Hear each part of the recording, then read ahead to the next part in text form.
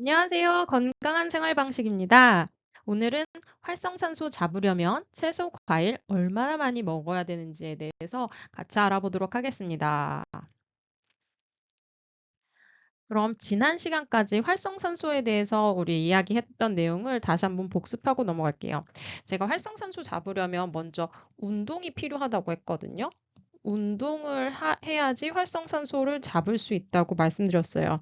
그게 어떤 의미였냐 하면 운동을 하면 사실 활성산소가 생산이 되거든요. 우리 몸이 활성산소를 생산해요. 그러면 이 활성산소를 우리 몸이 제거하고 싶은 그런 상태가 되거든요. 활성산소 스트레스 많아져서. 그럼 우리 몸이 항산화 성분을 만들어내요. 음. 그러면 이 항산화 성분이 가서 다시 활성산소를 제거하는 거예요. 그렇기 때문에 운동을 해야지 이 항산화 성분을 생산하는 이런 신체의 반응이 촉진되기 때문에 운동을 함으로써 활성산소를 잡을 수 있는 거예요. 그러면 활성산소 운동하면 활성산소를 잡을 수 있는데 굳이 왜 또 채소, 과일 얘기냐 이렇게 생각하실 수 있어요. 그건 왜 그러냐면 우리 몸이 만들어내는 항산화 성분의 양은 제한되어 있어요.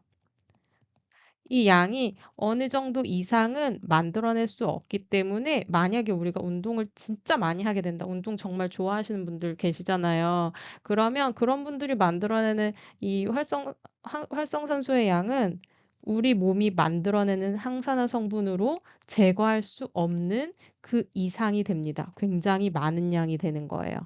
그렇게 해서 이제 활성산소가 쌓이게 되면 사실 운동을 안 한다 하더라도 평상시에 활성산소가 나오잖아요. 근데 그것을 평상시에 제거하지 않으면 이게 계속 몸에서 쌓여가거든요. 네. 그러면 쌓여가면은 굉장히 피곤해져요. 예. 그래서 이렇게 피로가 쌓인 상태가 될 수도 있어요. 운동을 안 하고 그냥 다만 항산화 성분을 충분히 하지 않았기 때문에도 활성산소가 쌓여요. 그래서 이렇게 활성산소가 쌓인 상태가 되면은 굉장히 피곤해지고 여러 가지 뭐 만성 질환과 노화의 원인이 되기 때문에 요것을 적절히 제거해 줘야 돼요. 너무 많이 쌓인 활성산소를. 그래서 우리가 채소를 먹어야 됩니다. 채소를 먹어서 이것을 중화시키는 거예요. 채소랑 과일을 먹어서. 그래서 이번 방송에서는 채소, 과일 얼마나 많이 드셔야 되는지 알아볼 텐데요. 먼저 이 권유사항이 해당할 수 없는 분들이 있어서 주의사항 말씀드립니다. 만성신질환, 콩팥질환 있으신 분들, 이런 분들께는 해당하지 않습니다. 왜냐하면 이런 질환 있으신 분들은 채소, 과일 섭취량을 제한하셔야 되세요. 어느 정도 일정 수준 이상 드시면 안 되세요. 왜냐하면 채소랑 과일에는 칼륨, 포타슘이라고 하죠. 칼륨. 이 양이 많아요. 이 전해질의 양이 많은데 이게 혈중 농도가 너무 높아지게 되면은 심장이 안 뛰게 되거든요. 굉장히 위험한 상황이 될 수 있습니다. 그래서 이런 분들은 채소 과일 섭취량에 대해서 주치 선생님 지시를 꼭 따르세요. 제 방송 절대 따르시면 안 됩니다. 자, 그다음에 당뇨병 있으신 분들은 당분 섭취 조심하셔야 되죠. 과일에는 당분 함량이 많기 때문에 당뇨병 환자라고 해서 이제 과일을 하나도 드시지 않아야 되는 건 아니에요. 적정량 드실 수 있는 양이 있거든요. 그런데 그거 이상 넘어가는 양은 추천드리지 않고 얼마나 드셔야 되는지는 궁금하시면 주치 선생님 진료 보실 때 더 질의하시면 될 것 같습니다. 그리고 이 밖에도 식습관 관련해서 주의요하는 기저질환이 있는 경우에 제 추천 따르시면 안 되고 이것도 마찬가지로 주치 선생님 지시를 따르시도록 하세요. 감사합니다. 결국 채소, 과일을 드시라고 하는 것은 항산화 성분 때문이잖아요. 항산화 성분 섭취를 위해서. 그래서 항산화 성분이 뭐 대략적으로 어떤 것들이 있는지 한번 표로 정리된 것을 가져와 봤어요. 항산화 성분, 안티옥시던트에는 엔자이매틱, 효소, 우리 몸이 만들어내는 효소가 있고 우리 몸이 만들어내는 효소가 아닌 것들, 외부에서 섭취하는 것들이 있는데 여기 써 있는 거 잘 보시면은 여러분들이 다 아시는 영양제 성분이에요. 코엔자임 Q10 너무나 유명하죠. 비타민 C, E, K, C, 베타카로틴, 라이코펜, 루테인, 제아잔틴 등등등. 자, 그러면 이런 걸 보시면은 무슨 생각이 들 수 있냐면, 아, 뭐하러 채소 과일 먹어? 힘들게 그냥 간편하게 영양제 먹지. 이런 생각하실 수도 있어요. 자, 그런데 그런 생각 사실 누구는 안 하겠어요. 영양제 먹는 게 훨씬 더 간편한데 야채 과일 막 손질해 가지고 먹는 거 좀 어렵잖아요. 그런데 제가 공부를 하고 또 환자분들 진료를 하면서 그 진료 결과를 보다 보면은 정말 음식만한 영양제는 없다는 것을 알게 됩니다. 음식만한 영양제는 없어요. 그래서 너무 당연한 거예요. 영양제랑 그 음식, 건강한 음식 비교했을 때 건강한 음식이 최고예요. 근데 영양제를 굳이 먹는 이유는 건강한 음식을 잘 챙겨 먹을 수 없을 때 차선으로 선택하는 거예요. 영양제는 차선입니다. 최선이 아니고. 그래서 음식은 최선이고 영양제는 차선이에요. 게다가 항산화 영양제 복용이 오히려 건강에 안 좋은 영향이 있었다는 것을 보고한 연구도 상당히 많거든요. 그래서 암 위험도를 높인다거나 건강 위해성을 높인다거나 하는 연구들이 꽤 있습니다. 그래서 밑에다가 그런 연구들을 갖다 붙여놨는데요. 또 이걸 잘 살펴보면 여기서 사용된 영양 성분이 또 반복돼요. 알파토코페롤, 이거 비타민이죠. 베타카로틴, 비타민 A, 비타민 E, 비타민 E, 셀레늄, 비타민 E. 이래서 그 안 좋은 결과 나오는 애들에게 또 공통점이 있거든요. 그래서 제가 실제로 공부를 해보다 보니까 잘 선택하면 연구 잘 근거해가지고 잘 선택하면 건강하고 안전한 영양제도 찾을 수 있더라고요. 꼭 안전한 영양제, 안전한 항산화 성분, 음, 안전한 영양제. 그래서 그런 것들도 어떤 성분을 어떻게 사용하면 그나마 이런 위험 속에서 영양제가 위험하다는 그런 이제 그런 현실 속에서 어떻게 안전한 영양제 고르실 수 있는지 그런 것에 대해서도 알려드리도록 하겠습니다. 여기 셀레늄 있는데 셀레늄 나쁘진 않고요. 사실 셀레늄은 어떤 성분의 셀레늄을 선택하는지가 중요해요. 그것도 나중에 알려드릴게요. 자, 그럼 하루에 채소 과일을 얼마나 많이 드셔야 되는지 답부터 먼저 알고 넘어갈게요. WHO의 권고안입니다. WHO는 하루에 400g 이상 드시라고 권유하고 있어요. 400g 사실 상당히 많은 양이에요. 쌈채류 사보신 적들 다들 있으시죠? 쌈채류 살 때 한 100g, 200g 정도 사잖아요. 그것도 100g도 사실 굉장히 많거든요. 근데 이걸 쌈채류로 만약에 하루에 400g을 먹어야 된다 생각해 보세요. 굉장히 많은 양이죠. 자, 그러면 이 무게가 어떻게 이렇게 많은 무게가 나왔나 의아해 하시는 분들이 계실 거예요. 그래서 밑도 끝도 없이 400g이 아니라 이런 수치가 다 근거가 있답니다. 그래서 가장 최근에 나왔던 연구 한 가지를 소개해 드릴게요. 이 연구는 Circulation이라는 의학 저널, 이게 순환기내과 학회 굉장히 좋은 저널이거든요. 거기에 2021년도에 실린 논문입니다. 논문 제목은 Fruit and Vegetable Intake and Mortality 이렇게 되어 있어요. 과일과 채소의 섭취량과 사망률 이런 내용이죠. 그래서 이 연구는 어떻게 진행됐냐면 6만 명의 여성 그리고 4만 명의 남성으로 구성된 두 개의 전형적 코호트를 분석 대상으로 했고요. 이 코호트는 1980년대부터 2014년도까지 추적된 코호트예요. 그리고 이 두 코호트와 별개로 24개의 다른 전형적 코호트를 같이 분석을 했다고 해요. 같이 분석해서 메타 아날리시스를 했다고 해요. 그래서 연구가 두 개가 있는 거예요. 한 논문 안에. 그래서 이 6만 명과 4만 명을 합쳐서 그러면 이제 6만 명과 4만 명을 합치면 10만이잖아요. 10만 명의 데이터를 처음 분석하고 그다음에 24개까지 더 거기다가 합쳐서 총 나중에는 100만 명의 데이터를 이렇게 분석하게 됐대. 처음으로는 10만 명, 그리고 두 번째로는 100만 명의 데이터를. 그래서 결론부터 말씀드리면 결과가 어떻게 나왔냐면 과일과 채소 섭취량이 5제곱량 five servings per day. 그러니까 제공량이라는 개념이 여기서 나오는데 serving이라는 개념이 나오는데 이게 한 번에 먹는 분량이에요. 어떤 음식을 먹으면 통상적으로 우리가 한 번 먹는 양이 있잖아요. 그걸 얘기하는 거야. 한 번 먹는 분량. 이것에 대해서 이제 이게 과일마다 다 다르고 채소마다 다 달라서 이걸 어떻게 정하는지는 다른 동영상으로 만들어서 알려드리도록 할게요.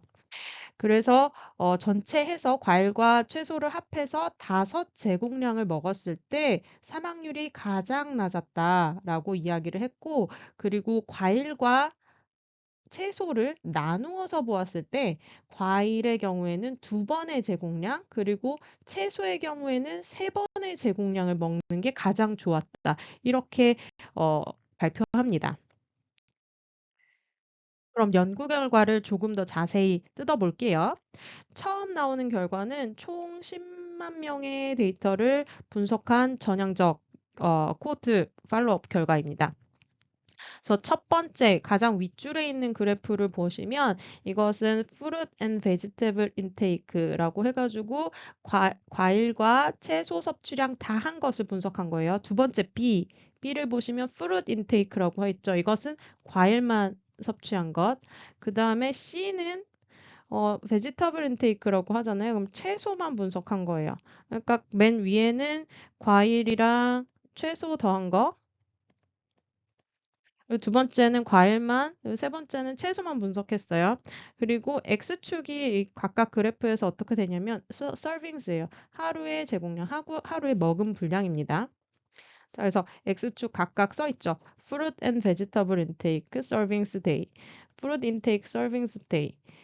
vegetable intake, servings day. 이렇게 돼 있고 Y축은 어떻게 되냐면 사망률에 대한 해자드 레이시오예요. 사망률의 위험도예요. 그러니까 이게 높으면 높을수록 사망률의 위험성이 높다. 이렇게 생각을 하시면 됩니다.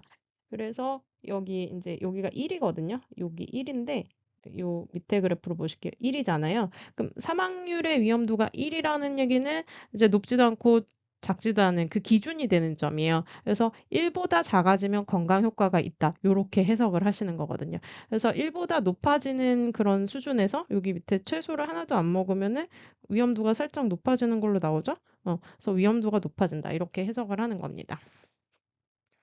그래서 연구 결과를 살펴보면 첫 번째 줄은 토탈 모탈리티 전체 사망률에 대해서 분석을 했고 두 번째는 캔서 모탈리티 암 사망률에 대해서 분석을 했고 세 번째는 카디오바스큘러 디지즈 모탈리티 심혈관 질환이에요.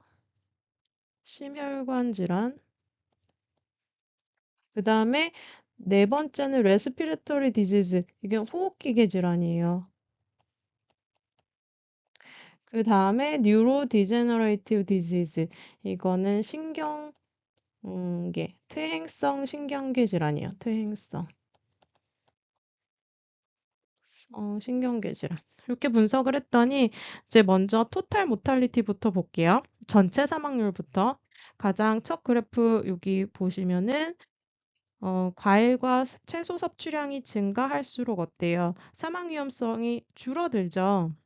음, 줄어드는데 어느 수준 떨어지면 더 이상의 그 추가적인 이득은 없어요. 그쵸? 여기서 떨어지다가 여기서는 이제 수평선을 그리잖아요. 수평선을 그리잖아요. 그러면 수평선을 그린 지점이 어디냐? 바로 5예요. 5. 이게 무슨 얘기냐? 하루에 5제공량을 먹었을 때 사망률이 최대로 감소하고 그 이상 먹어도 추가적인 이득은 없다. 요런 해석이 가능한 거거든요. 그래서 아까 말씀드렸던 5서빙스라는 얘기가 나옵니다. 네, 그 다음에 과일을 볼게요. 밑에 밑에 그래프 과일에서 그 똑같은 토탈 모탈리티 항목을 보면은 어때요? 줄어드는데 과일을 먹으면 먹을수록 줄어드는데 언제 최저치가 찍어지냐면 2. 연구 결과에서 2를 이야기해요. 그래서 2일 때 그 그 사망률 감소치가 최대가 되는데 그 이후에는 큰 이득이 없다. 오히려 살짝 오르는 것처럼 보이죠. 이 연구에서는. 근데 제가 자세히 보니까 과일 정말 드시기 싫으신 분들은 1.5도 괜찮다는 생각이 들었어요. 왜냐면 1.5에서도 거의 이 두 개 먹는 거랑 거의 근접한 수준이 나오거든요. 위험도 감소가. 그래서 이런 것도 봤고 그리고 채소의 경우에는 어 떨어지는데 살짝 떨어지는데 언제 최대로 떨어지게 되냐면 3 개예요. 3. 그러니까 3회 제공량을 먹었을 때 사망 위험도가 가장 크게 떨어진다. 이렇게 해석할 수 있는 거죠. 그리고 저는 이 그래프에서 이 두 번째 항목 암 사망률이 굉장히 흥미롭더라고요. 암 사망률 같은 경우에는 채소랑 과일을 다 했을 때는 위험도가 떨어져요. 그리고 과일을 했을 때도 위험도가 떨어져요. 그쵸? 과일 여기서도 전체 사망률과 마찬가지로 한 2개 정도 먹으면 암 사망률이 최대한으로 떨어지는 것 같아요. 그런데 놀랍게도 채소 섭취량과 암 사망률이 아무런 연관성이 없는 거예요. 이게 약간 좀 쇼킹했습니다. 그래서 암 사망률을 개선시키기 위해서 암 예방이나 뭐 이렇게 암 걸리신 분들 이제 투병하거나 암 생존자로서 재발 관리를 하거나 그러신 분들은 과일을 하루에 필시 드셔야겠다. 2회 제공량 분량은 그런 생각을 하게 만드는 그런 연구 결과였습니다. 그래서 채소랑 과일이랑 무슨 차이가 있길래 이런 연구 결과에 차이가 있지 하고 생각해 봤는데 아마 과일에 채소보다 더 다양한 파이토케미컬이 있어서 그런 건 아닌가 하는 생각도 들더라고요. 네, 그리고 나머지 결과치는 거의 과일이랑 채소에서 비슷하게 나왔어요. 심혈관 질환, 과일, 채소 다 한 거랑 과일만 한 거랑 채소만 한 거랑 거의 그 커브가 비슷하죠. 그다음에 호흡기계 질환 마찬가지고 퇴행성 신경계 질환 마찬가지예요. 두 번째 연구 결과입니다. 아까 두 개의 전형적 코호트 거기에다가 24개 다른 연구 결과를 더해서 메타 분석을 했다고 했잖아요. 그래서 이 분석의 총 피험자는 아까 100만 명이라고 말씀드렸는데 180만 명. 180만 명. 제가 좀 숫자에 약해요. 예, 189만 2천 명의 데이터를 분석한 것입니다.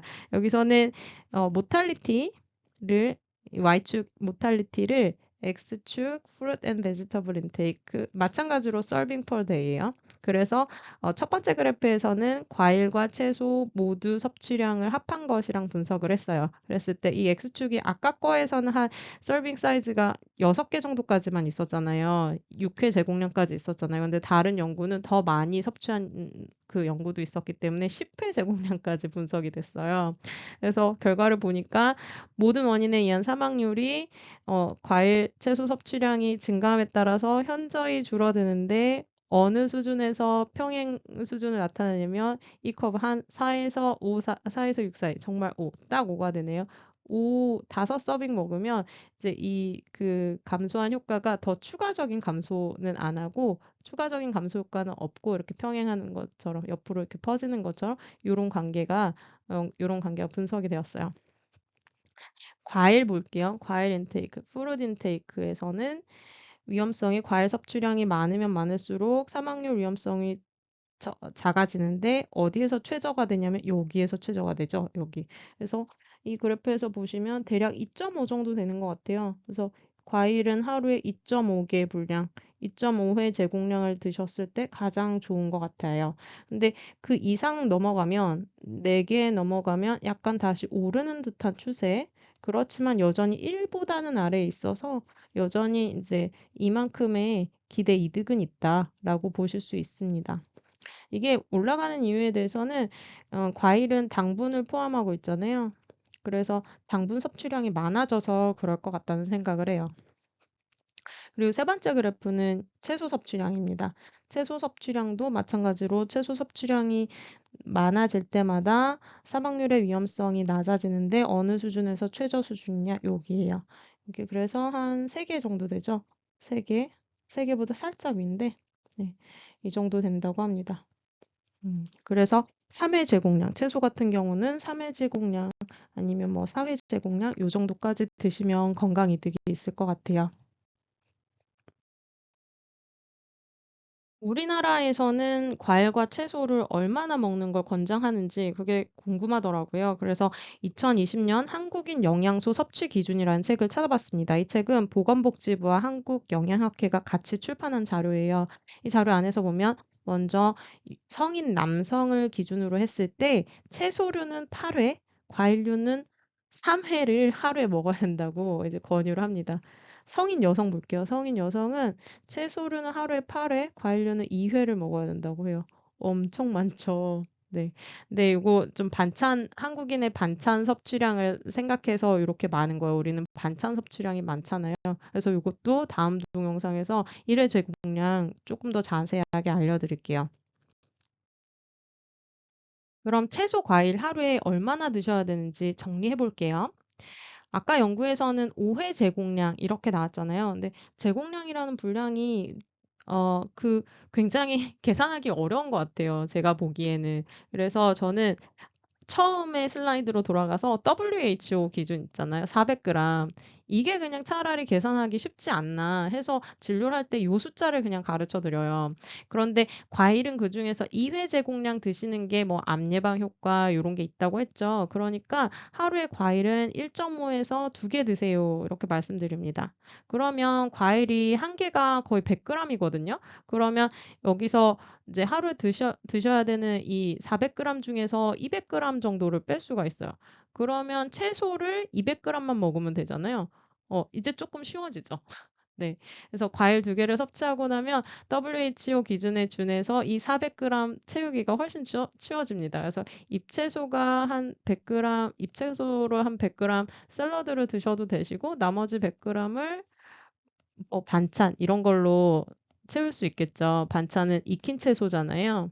음, 그런 걸로 채우시거나 아니면 라따뚜이 같은 야채 익힌 요리 이런 걸 해 드셔도 될 것 같고요.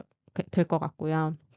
그리고 통상적으로 채소나 과일을 익히거나 말리면 수분이 줄어요. 그래서 함유하고 있는 수분량이 줄어서 드셔야 되는 기준이 절반으로 줄어듭니다. 그래서 익히거나 말린 것 드신다면 하루 200g 이상 드시기를 권유드리고, 그럼 과일 무게 빼면은 이제 뭐가 얼마나 남냐? 100g만 남는 거예요. 그래서 과일 하루에 200g 드시고 익히거나 말린 채소 말린 채소는 안 먹진 않지만 익힌 채소 한 100g만 드셔도 WHO 기준에 충족하게 됩니다. 그리고 이런 질문도 많이 받아요. 채소를 생으로 먹는 게 좋나요? 익혀서 먹는 게 좋나요? 이런 질문도 많이 하시는데요. 일단 생으로 먹는 게 항산화 성분이 파괴가 되지 않기 때문에 항산화 성분에 있어서는 이득이 있어요. 익히는 순간 항산화 성분이 어느 정도 손실이 되거든요. 그래서 항산화 성분 이득을 생각해서는 생으로 드시는 게 좋은데 생으로 드셨을 때 소화가 잘 안 되신다고 하시는 분들 계세요. 그러면 저는 익혀서라도 드시라고 합니다. 그래서 익혀서 먹어도 항산화 성분을 다 잃는 건 아니거든요. 오히려 익혀서 먹으면 소화가 잘 되기 때문에 상대적으로 섭취하는 양이 증가해서 더 많이 먹을 수 있기도 해요. 전체적인 채소 섭취량을 더 늘릴 수 있는 방법이기도 해요. 그래서 예를 들면 채소를 많이 드셔야 되는 분들, 뭐 당장 진료 보셨는데 산화 스트레스가 너무 높다 하시는 분들 있잖아요. 그런 분들 뭐 항산화 주사를 맞으실 수도 있지만 그런 주사 원치 않는 분들에게 제가 뭘 권유드리냐면 샤브샤브를 권유드려요. 샤브샤브. 그래서 그 생채소 드시면 좋은데 생채소 드시기 소화가 어렵다고 하시는 분들 되게 많으시거든요. 그런 분들께 샤브샤브 권유드리는데 샤브샤브 드실 때 고기 위주의 샤브가 아니라 채소 위주의 샤브예요. 채소. 그래서 샤브샤브 드실 때 채소, 잎채소 같은 것을 한번 이렇게 적셔서 데워서 먹으면 굉장히 많은 양 섭취하실 수 있거든요. 네, 그런 방식으로 그 활성산소 쌓인 것을 단시간에 제거를 할 수가 있습니다. 그다음에 또 다른 고려사항은 영양가가 높아지는 방식이에요. 예를 들면 지용성 비타민은 기름이랑 같이 조리를 하면은 더 섭취율이 좋아지잖아요. 그래서 기름에 볶아서 요리해서 드시면 더 이득인 것은 당근이 있어요. 당근, 베타카로틴 있잖아요. 베타카로틴은 지용성이기 때문에 당근은 익혀서 드시는 게 좋습니다. 근데 당근을 평상시에 너무 많이 드시는 분들 계시거든요. 뭐 당근 주스 맨날 해 드시고 그런 분들은 비타민 A 혈중 농도 재보면은 오히려 과잉 나오는 경우도 있어요. 베타카로틴이 체내에서 비타민 A로 전환되니까 그런 분들은 평상시에 당근을 너무 많이 드시는 분들은 흡수율 좀 낮춰야 되잖아요. 그럼 익혀서 드실 필요가 없어요. 그래서 그분의 상태에 따라서 어떤 음식을 어떻게 조리해 먹어야 되는지 그것도 다 다릅니다.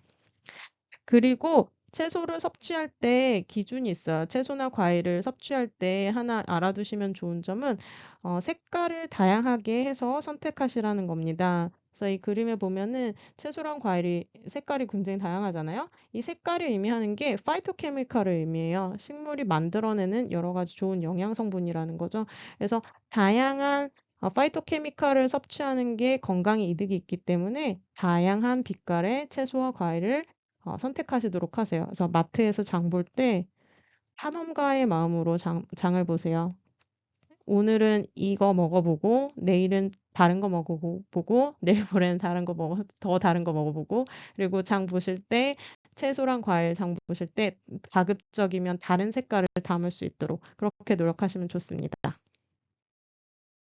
네, 이번 영상 시청해 주셔서 감사드리고요. 바로 이어서 다음 영상에서는 채소 과일의 1회 제공량, 1회 분량은 어떻게 카운트가 되는지 한번 알아보도록 하겠습니다. 감사합니다.